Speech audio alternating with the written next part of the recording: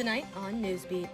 Students and parents feel like the class of 2020 is missing out again. Just how much January's freeze cost LSU in damages. And one man's trash is another man's treasure. All that and more. Newsbeat starts right now.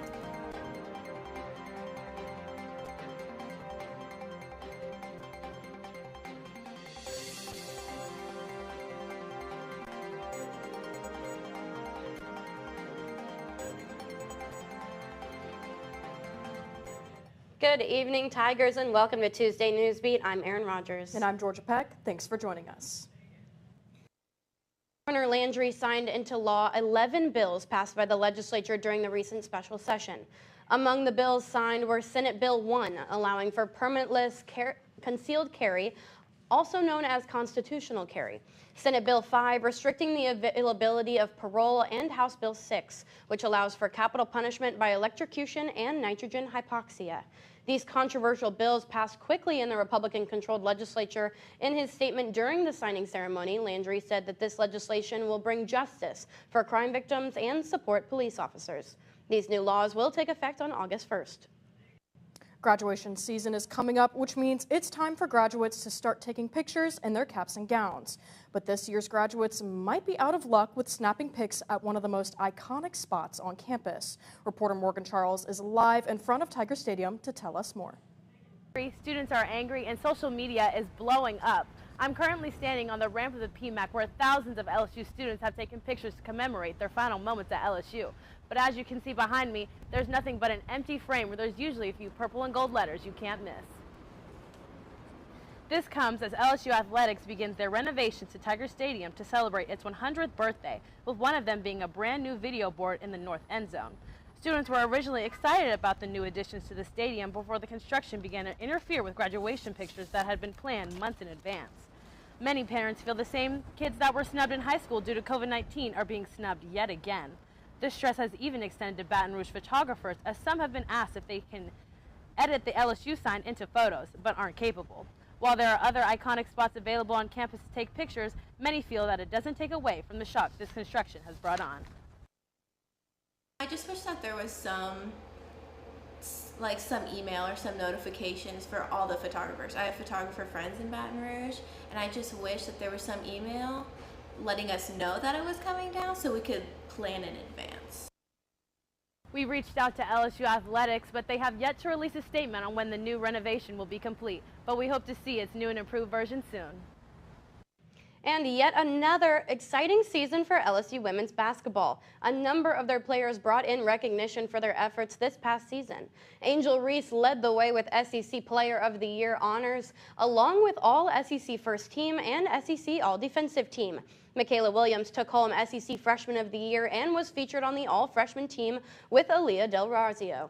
Joining Reese and All SEC First Team was Anisha Morrow, while Flau'jae Johnson was given Second Team All Honors. The team looks ahead to Greenville, where they will play as the number 2 seed in the SEC tournament and will face the winner of the Auburn or Arkansas game on Friday, March 8th at 5 p.m. on SEC Network. We're learning more tonight about the extent of the damage on LSU's campus caused by January's freeze. Videos of Patrick F. Taylor Hall went viral on social media, but the freeze didn't just affect the PFT. Now we're seeing damages all across campus, all the way to Alex Box Stadium. Senior reporter Nicole Marino looked into the damages to find out the full extent.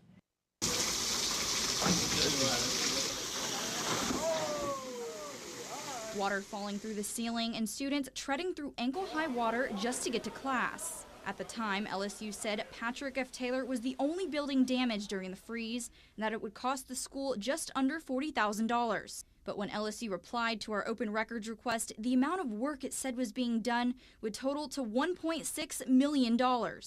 Another document showed nearly 24 buildings had problems, 18 on campus and 3 across the city. The home of the defending national champion baseball team had damage to a handful of third-floor luxury suites and a concession stand. The stadium's general manager, Matthew Montgomery, says the problem started with the fire suppression system. Condensation got into the fitting, and then that condensation froze and expanded the fitting to where the fitting broke, and then the air released out of the fire suppression system. When the air released, so did a heavy stream of water. But one thing Montgomery is sure of is it won't happen again. With the water leak going on, the water was kind of going in the wrong direction. So we've since turned the valve the other way so that it points to the parking lot, and we'll shoot into the parking lot if it ever fails again. The beach volleyball facility had damage too, as did the Bernie Moore track stadium along Nicholson Drive. So did the Art and Design building and even facility services and more than a dozen other campus buildings. And off-campus locations damaged include the Innovation Park building, the Rural Life Museum off Essen Lane, and the Hilltop property. LSU's Assistant Director of Facility Operations said taking care of a large university during a freeze isn't easy. With over 500 buildings on campus to care for, it's not as simple as going outside and doing what you do at your home, but we do address those during construction. Deep freezes don't happen often here, but Sansoni says the school will be better prepared next time. Reporting for Tiger TV News, I'm Nicole Marino. The $1.6 million spent so far is to cover busted pipes, damaged drywall, and destroyed heating and air units. LSU hasn't said how much it will cost to replace computers, projectors, and other damaged technology. Beads are a parade staple, but holidays like Mardi Gras and St. Patrick's Day always leave behind a ton of unwanted beads.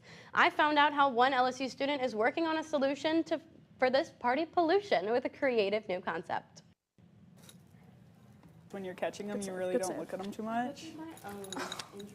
But That's someone you know did. it so well that you're like, oh. If you look at the streets after a parade, it's just covered in beads. Me and my friends will bring pounds of beads back here, and then you just throw it away. Plastic beads create huge amounts of waste after Mardi Gras. But I like to vary in size, color. But LSU senior Lily Beasley is creating treasure from Louisiana trash. Yeah, I think beads give the canvas a lot more dimension. It's a lot more interesting to look at, and it also reminds people of the fun memories they've had, the experiences they've had. Recycling used beads, Beasley was able to make a business for herself while also working to help out her home. Just repurposing those so we can kind of clean up Louisiana after Mardi Gras, but also just keeping it in my art is something that's sentimental to me. Adding the beads was something Beasley did to combine her own memories of Mardi Gras with her college experience as a whole. I'm looking for some kind of artistic expression that, especially in my senior year, is really sentimental to me and something I can take for a lot of years after this and look back and think of an experience. But she did not expect that many people would want the exact same thing. People love an LSU icon. If I do Joe Burrow, football players, whatever it may be, I can create it for you, and people really eat that up. They love celebrating LSU athletes. And when her work hit social media, students and alumni from other universities found her, allowing her art to grow beyond Louisiana borders, just like the souvenirs that tourists fight over on Fat Tuesday. Aaron Rogers, Tiger TV News. Those designs, by the way, can be found on Instagram and Facebook, which are both linked on our website. There are also some other ways to get rid of unwanted beads, such as donating them to local groups that resell them. After the break, we're celebrating the start of Women's History Month with an all-female show here in the studio. News reporter Jada Scott has all things Women's History Month when we come back.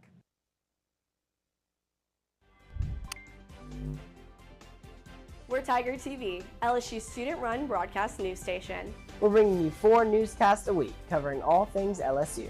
Our news team is covering all the stories you need to know from LSU's campus and the Baton Rouge community. And our sports team has you covered on the Tigers from the field to the court. Tiger TV, sports, news, you. Watch us on WBRZ 2+, Channel 11 at 11:10. It's March, which means it's also Women's History Month. This year's theme is women who advocate for equity, diversity, and inclusion. Tiger TV's Jada Scott is in the studio with all things Women's History Month at LSU. Thanks, guys. Organizations all over campus are hosting events to celebrate and educate during Women's History Month. Women's Center kicked off the month with karaoke night for all women all over campus. Events like this allow students to engage, bond, and unite in the celebration of womanhood. To help out women this month, free feminine products are available all over the month of Women's History Month. While March is focusing on Women's Center, the Director of Engagement and Impact, Daniela True Rodriguez, talks about the importance of self-education for all students during this month. For me, besides a celebration, it's also a time to reflect because there's been a lot that has been accomplished, but there's still a lot of work to do when it comes to women's rights. So yeah, it's just an impactful month that is full of celebrations, but also reflection. As you can see behind me, some of the events around campus this month are Period Week, which is this week. Also, Barbie at the Pool, which is March 22nd. There will also be a Women in Arts Night at the Women's Center on the 20th. Now back to y'all at the desk. Thanks, Jada. A new study by ASICS found that over half of women internationally are not exercising as much as they'd like to because of the constant daily barriers they face. Reporter Peyton Manuel found out how the Move Her Mind project is helping change that. ASICS Footwear recently finished their 4-month global study on women's overall health. The data points to a link shown between women's mental health and their exercise habits. But the concern is that more women are dropping out or stopping exercise completely. Real estate broker Shalanda Bibbins can relate and says being overwhelmed often paralyzes you into place. Being overwhelmed sometimes looks like depression, and sometimes it looks like laziness, or it feels like laziness, like I just can't get up and do this thing that I know I need to do. So I just can't move, like I'm just stuck. Bibbins spends most of her time running her real estate business and being a mother to her 2 children, leaving very little time to herself. It's very difficult for the two to meet and rise at the same pace. To add to her responsibilities, Bibbins deals with PTSD after nearly dying from having sepsis back in 2018. For me, the most rewarding part of it is that I have been fortunate in this life, at this point in my life, to find purpose in everything I do. One of her purposes is caring for her daughter, who has Down syndrome. As a parent, having a child with special needs, it's rewarding every day because you are constantly told what your child won't do, what your child won't accomplish, who they won't be. But with all of her tasks, Bibbin finds it difficult to prioritize time to work out. Time pressures, low self-confidence, intimidating environments, and motherhood all contribute to a lack of physical activity. You feel bad about yourself. You don't feel well. You don't feel like you look good exercising, so you don't want to exercise.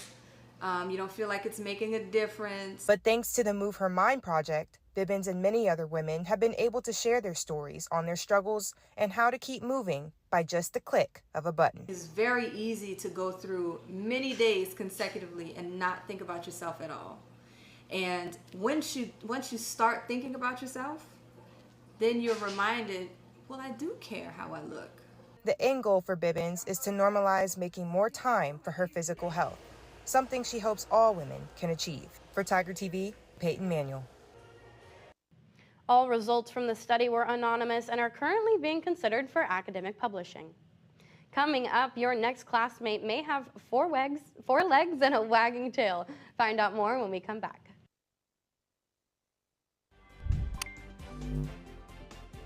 We're Tiger TV, LSU student-run broadcast news station. We're bringing you 4 newscasts a week, covering all things LSU. Our news team is covering all the stories you need to know from LSU's campus and the Baton Rouge community. And our sports team has you covered on the Tigers from the field to the court. Tiger TV, sports, news, you. Watch us on WBRZ 2+, channel 11 at 11:10. Students on campus are making a big difference through Small Paws with STEP at LSU. STEP, or Service Dog Training and Education Program, was founded in 2023. STEP allows college students to learn about service animals and train future service dogs. They also work to raise awareness about the importance of service animals and the impact they have on those in need. STEP President Ariana Tashakori says she can't wait to see how this organization expands in the years to come.